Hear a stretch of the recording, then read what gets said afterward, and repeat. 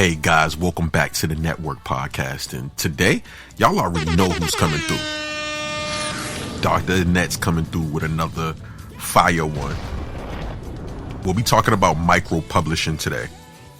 Can't wait to talk to you, Dr. Annette. It's been nothing but a great experience. Let's go.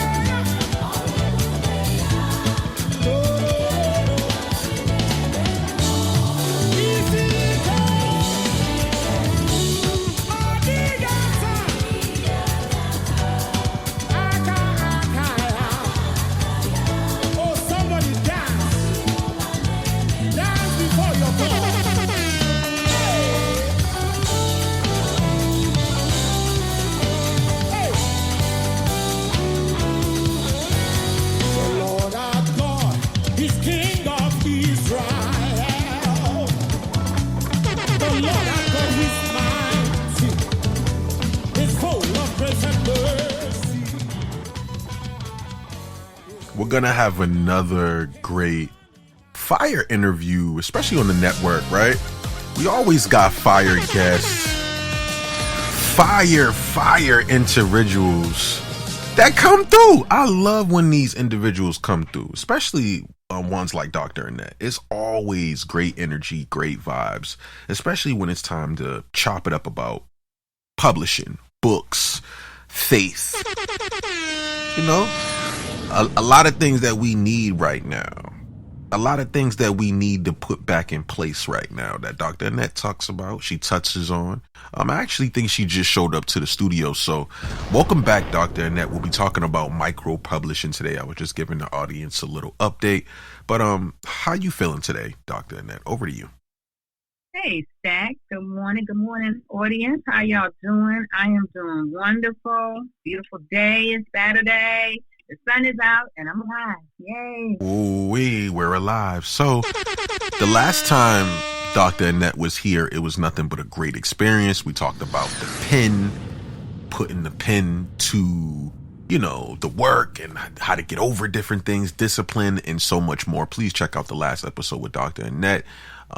Now I have some new things, Dr. Annette, that we're going to be getting into with micro publishing. My first question for you, Dr. Annette, especially when it comes to micro publishing, because a lot of people want to know this personally from you, but what does the term micro publishing mean to you? And how does that differ from traditional or even independent publishing nowadays? Thanks for being here. Yeah. Thank you so much, Stack. Good question. Great question. So as a business publisher, book publisher, this is a term that is very important because micro-publishing simply means presenting a new frontier of creativity and control.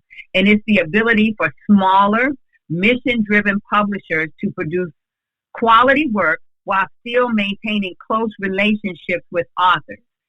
It is unlike traditional because the larger traditional houses focus more on volume and profit, where micro publishers prioritize purpose, message, and the connection with their readers. So we often specialize in niche markets, faith-based stories, personal development, wellness, or community impact, and it helps guide authors through every step of the process when you understand the micro publishing. So it really, in a nutshell, embodies empowerment, helping authors not only publish, but thrive through ownership, branding, and stewardship of their message. Dr. Annette is back and she is not playing. All right. I got another question for you, Dr. Annette, because there's a rise going on right now. And just like anything else, it comes again, it goes. Why do you think we're seeing such a rise in micro publishers right now? Talk to me, Dr. Annette. I want to pick your brain. Why are we seeing such this huge rise right now with micro publishers? I think the reason we're seeing such a rise is because people are now being allowed to move into their creativity. There's easily more accessibility for them. There's platforms that they can create for themselves, that they can make their presence known. So basically, technology has leveled the playing field, and authors no longer have to wait for a gatekeeper's approval, they can partner with a micro publisher who believes in their vision. Wow. See, Dr. Annette never feels so. So basically, it's like having someone on your team in-house that believes in you. That's what you're saying. Yeah, well, think about it. We're using a lot of social media, print on demand, AI tools. These things have revolutionized production, marketing, outreach, and spiritually speaking, I also believe this is a season of divine acceleration. So I believe God is raising voices that have messages that need to be carried, messages of hope, messages of healing, messages of truth, and micro publishing provides the platform for those voices to rise. Wow. Thank you for that, Dr. Annette. I needed that.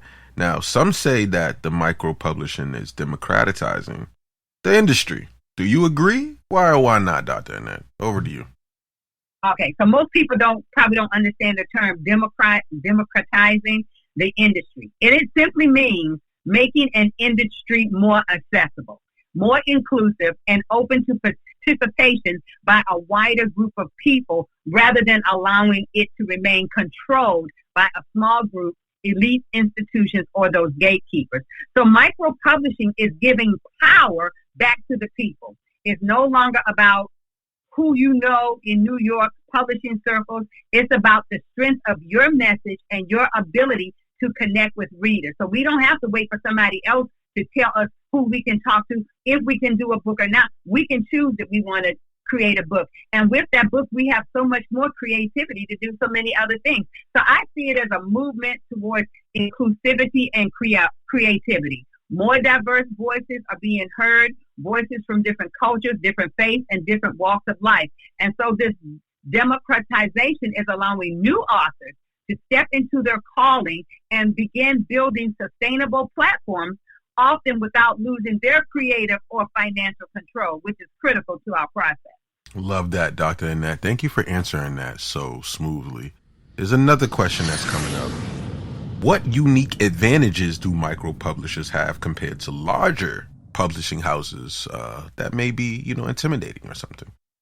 Talk to me. Yeah. What unique advantages do micro publishers have compared to larger publishing houses? I think the greatest advantage is flexibility. We can move quickly. We can adapt to new trends. We can personalize the author experience. So a micro publisher knows every project intimately. We're hands-on with editing, cover design, marketing, strategy. And another advantage is relational depth. Our authors aren't just clients, they're partners. So at my company, Jetney Publishing, I call it a ministry of excellence.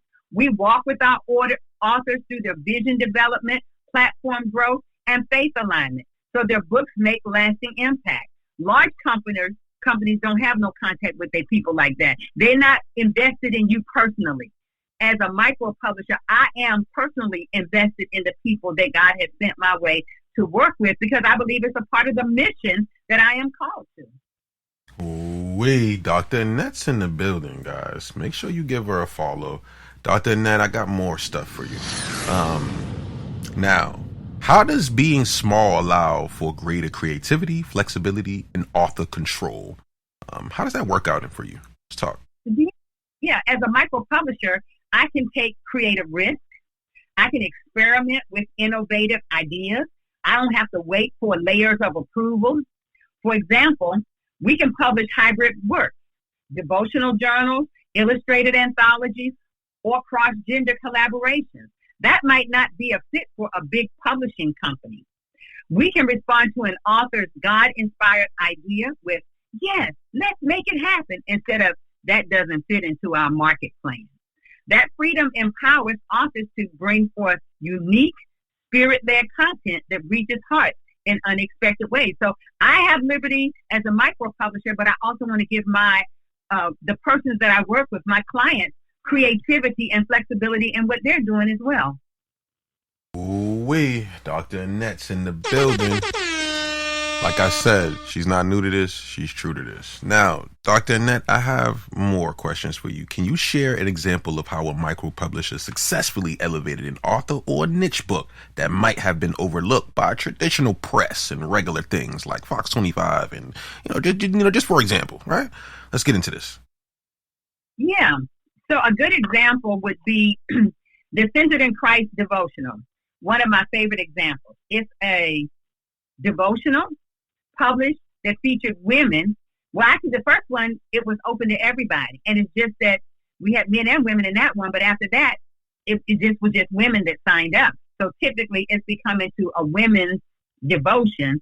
But it's titled Centered in Christ. And with the collaboration process, we have published 5 books in a series of Centered in Christ as a theme. Centered in Christ is the topic. It's the subject of every book, but there's a different theme for each book. And so like in 2025, the book theme was Developing My Identity and Self-Worth. So a traditional press may say, we're not interested in devotionals. But because we saw that this was something that we felt people would be interested in by doing polls and asking people questions, we didn't have to wait for no company to tell us that we couldn't do it, or we had to wait, or it's not worthy of it. If God gave it to us, then it's worthy. Whoa. And I'll just share with you, the exciting thing is the 5-volume series actually came from an anthology called Centered in Christ. When we did that Centered in Christ, we did not know that all of this was going to come behind it. It was just a book that we wrote. We had 9 authors in it who shared information on being centered in Christ. Well, that book sold a massive number of books. And with that book, we also wound up doing some things like asking people to donate resources so that we could purchase books and have them sent into the women's prison. And so it's a lot that you can do that would never happen with a big publishing press. So as a micro publishing, yeah, we have that hands on. It allows us to see the potential through the kingdom lens, not just the commercial one. I love that. My last question for you, Dr. Annette, is how has AI and digital tools and all of this stuff reshaped the possibility for micro publishers such as yourself? Let's get into this. That's a great question. Listen, digital technology has completely changed our landscape. I'm sure you understand this. And AI is helping us streamline, helping us do better with our editing, formatting, marketing research. And while print on demand removes barriers like inventory and upfront printing costs. So these are critical things to us. We want to get our books out, but we don't want to have to house a whole lot of books. If you go through a traditional company, they're going to give you a $10,000 or $15,000 or $20,000 package, but you're going to have 2,000 or 3,000 books in it. But what do you need 2,000 or 3,000 books for if you don't know anybody to sell those books and you haven't built anything? And most authors do not sell no 1,000, 2,000, or 3,000 books. The average book sells 200 copies. 200 copies. That's why most authors are doing what? Being creative and consistently creating books. And we know that if we want to sell more than 200, we're going to have to get out there. We're going to have to put our feet to the pavement. We're going to have to get our voice out on social platforms. We're going to have to invest some finances to do some marketing and branding so that we can do what?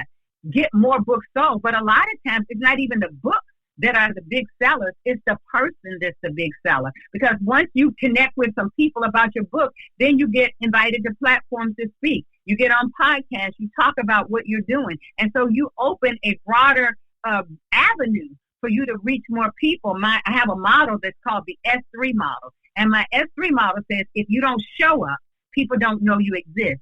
If you don't speak out, people don't know you have anything to say. And if you don't share it, people don't know what's in your toolbox. So we have to learn how to show up, speak out, and share it.